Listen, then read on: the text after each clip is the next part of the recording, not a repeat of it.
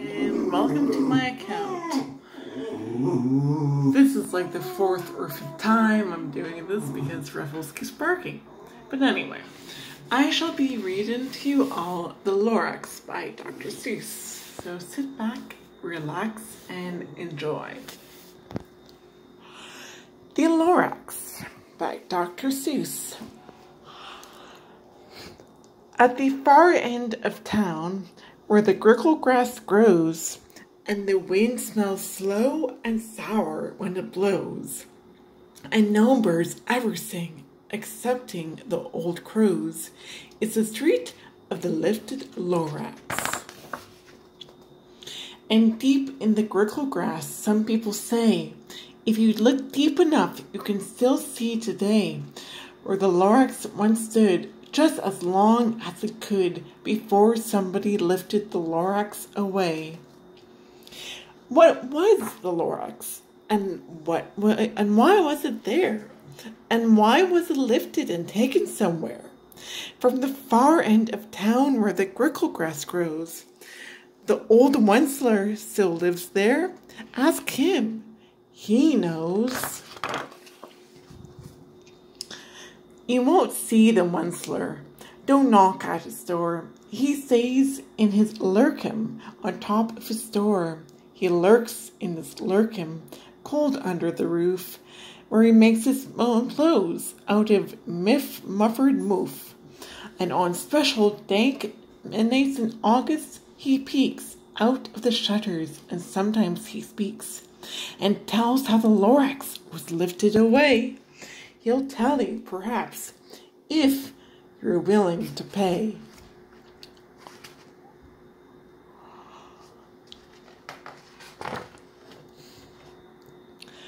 On the end of the rope, he lets down a tin pail, and you have to toss in 15 cents and a nail, and the shell of a great-great-great-grandfather snail.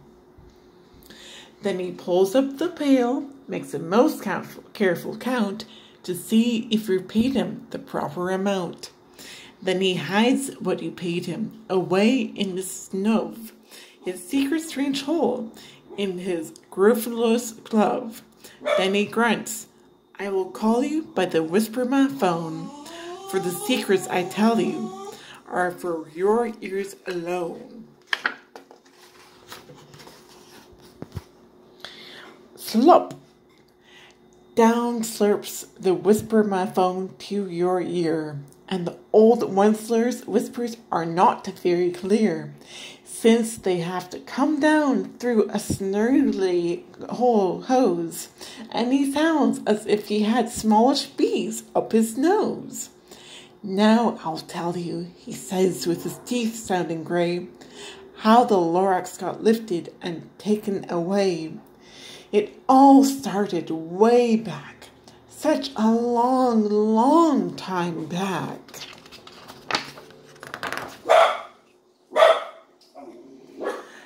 Way back in the days when the grass was still green, and the pond was still wet, and the clouds were still clean, and the song of the swami swans rang out in space.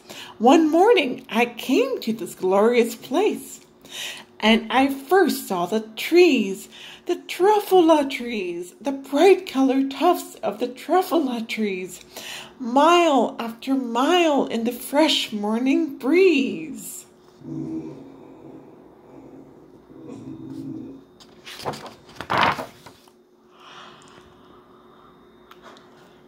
And under the trees I saw brown barbablutes frisking about in their barbaloot suits as they played in the shade and ate truffula fruits. From the rippleless pond came the comfortable sound of the humming fish humming while splashing around. But those truffula trees, all my life I've been searching for trees such as these.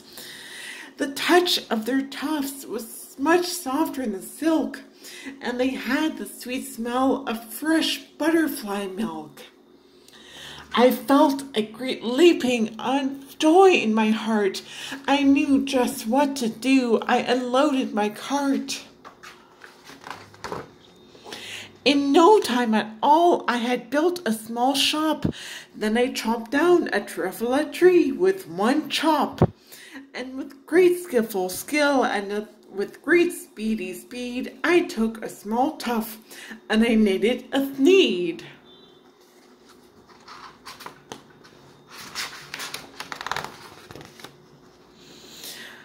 The instant I finished, I heard a gazump.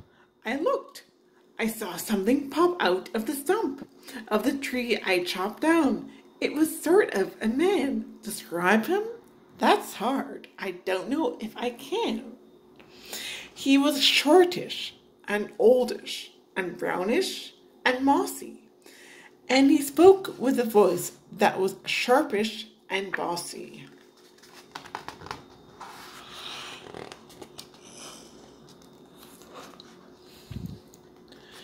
Mister, he said with a sawdusty sneeze, I am the Lorax. I speak for the trees. I speak for the trees have no tongues, and I'm asking you, sir, at the top of my lungs. He was very upset as he shouted and puffed. What's that thing you've made out of my truffula tuft?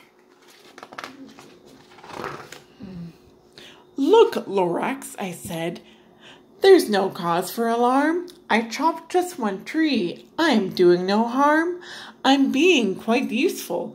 This thing is a sneed. A sneed's a fine something that all people need. It's a shirt. It's a sock. It's a glove. It's a hat. But it has other uses. Yes, far beyond that. You can use it for carpets, for pillows, for sheets, or curtains, or covers for bicycle seats.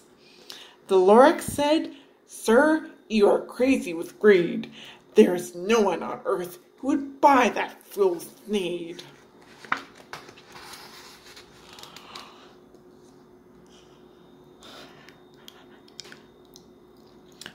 But the very next minute, I proved he was wrong. For just at that minute, a chap came along, and he thought that the sneed I had knitted was great. He happily bought it for $3.98. I laughed at the Lorax. You poor stupid guy. You never can tell what some people will buy.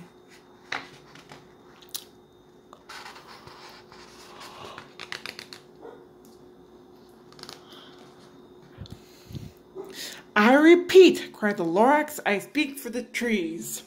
I'm busy, I told him. Shut up, if you please.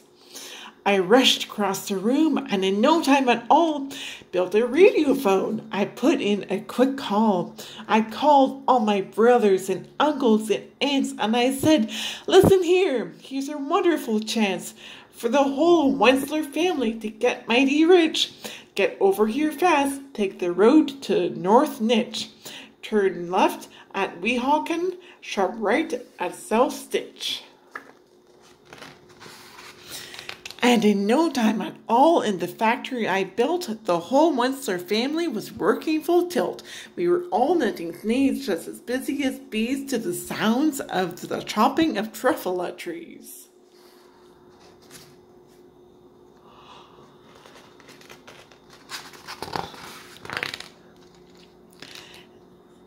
Then, oh baby, oh, how my business did grow. Now chopping one tree at a time was too slow. So I quickly invented my super axe hacker, which whacked off 4 truffula trees at one smacker. We were making sneeds 4 times as fast as before.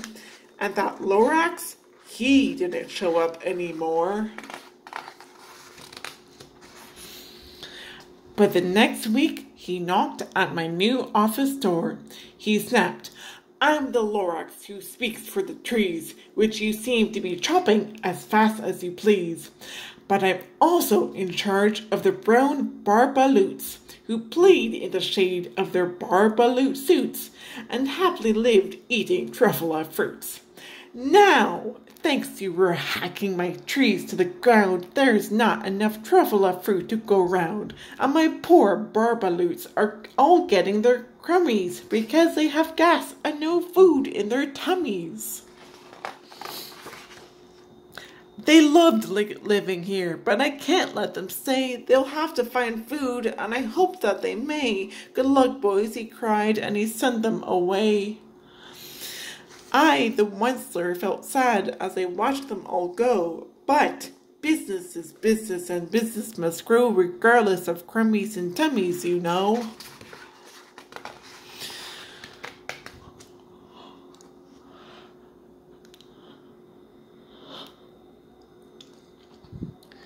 I meant no harm, I most truly did not, but I had to grow bigger, so bigger I got.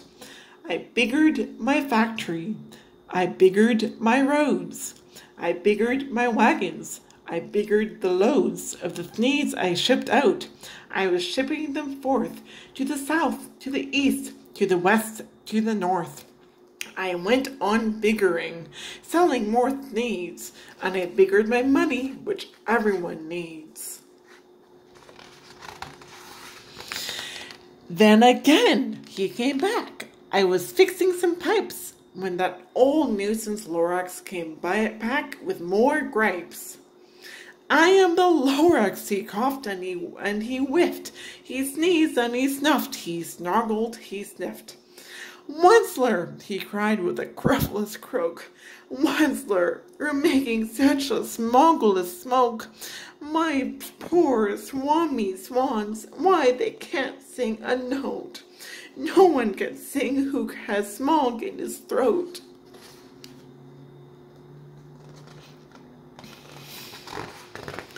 And so, said the Lorax, please pardon my cough. They cannot live here, so I'm sending them off. Where will they go? I don't hopefully know. They may have to fly for a month or a year to escape from the smog you've smogged up around here. What's more, snapped the Lorax, his dander was up. Let me say a few words about Glubbity-Glop. Where machinery chugs on day and night without stop, making Glubbity-Glop, and also sloppily-slop. And what do you do with this leftover goo? I'll show you, you dirty old monster man, you. We're glubbing the pond where the humming fish hummed. No more can they hum, for their gills are all gummed. So I'm sending them off. Oh, their future is dreary. They'll walk on their fins and get woefully weary, in search of some water that isn't so smeary. I hear things are just as bad up in Lake Erie.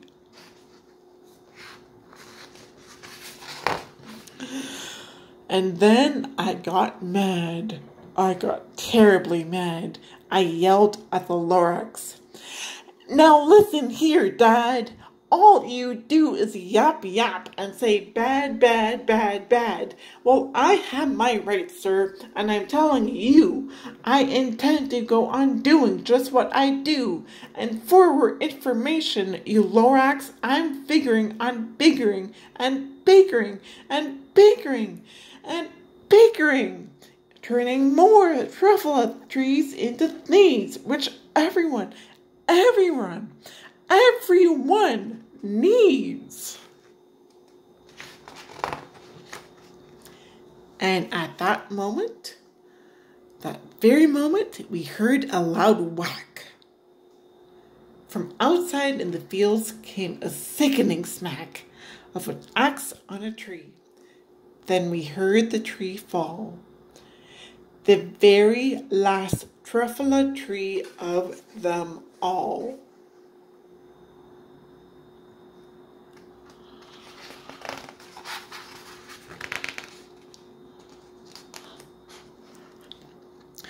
No more trees, no more needs, no more work to be done.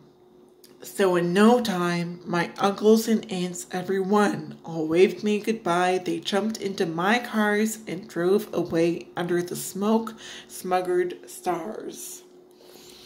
Now all that was left beneath the bad-smelling sky was my big empty factory, the Lorax and I.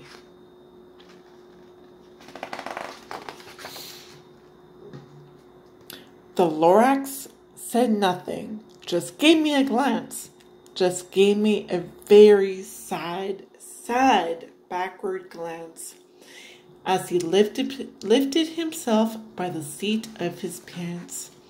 And I'll never forget the grim look on his face when he hesitated himself and took leave of this place.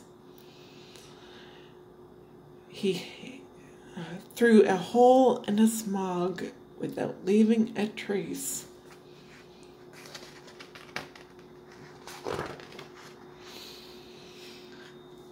And all the Lorax left here in this mess was a small pile of rocks with a one word, unless. Whatever that meant, well, I just couldn't guess. That was long, long ago. But each day, since that day, I've sat here and worried away. Through the years, while my buildings have fallen apart, I've worried about it with all of my heart. But now, said the Onceler, now that you're here, the word of the Lorax seems perfectly clear, unless someone like you cares a whole awful lot. Nothing is going to get better, it's not.